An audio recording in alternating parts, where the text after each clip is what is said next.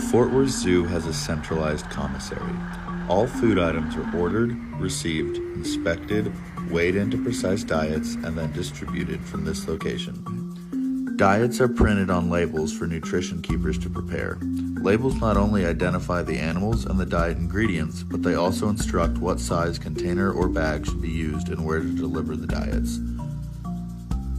Nutrition staff load the delivery vehicles every day at 7 a.m. to make sure the animal areas have their diets by 8 a.m. when those keepers arrive to unload and sort them into the appropriate food pans.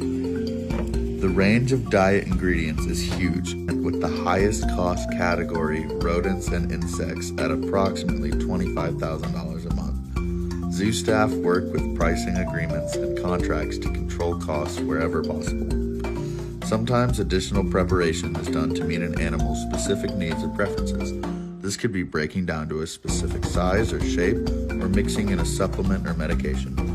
Diets for the zoo's carnivores include over 29,000 pounds of meat, bones, and carcass pieces. Supplement tablets provide nutrients missing in frozen fish, aid in coloration for gut health, or to make sure every individual in a group is covered. Good nutrition is critical to animal welfare, health, and reproduction. So as you can imagine, it takes a large number and variety of insects to feed over 5,000 of the zoo's insect-eating animals. Crickets alone, it takes 4,163,700 to feed for the year.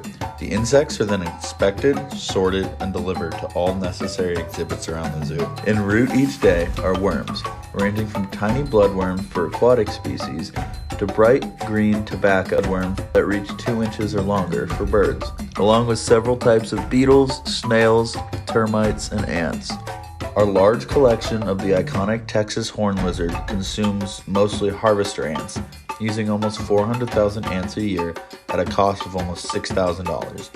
But our most expensive insect to feed is the termite, $44,000 a year, to feed baby and juvenile horned lizards. Got live insects for you out back.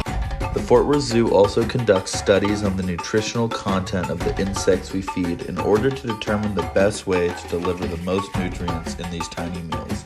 Farmed crickets and mealworms, the most common insects fed, are not complete in all nutrients, most notably lacking calcium and vitamin A.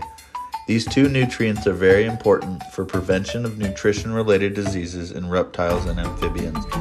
To overcome this problem, these insects are themselves fed, or gut-loaded as we call it, a nutrient-dense diet, and then dusted with a mix of calcium and other minerals and vitamins before they are fed to our animals. Our nutrition department regularly reviews this process and the supplement products used to make sure they're meeting the needs of our animals. To help with this analysis, the Fort Worth Zoo has an on-site lab where we analyze the insects for vitamin A.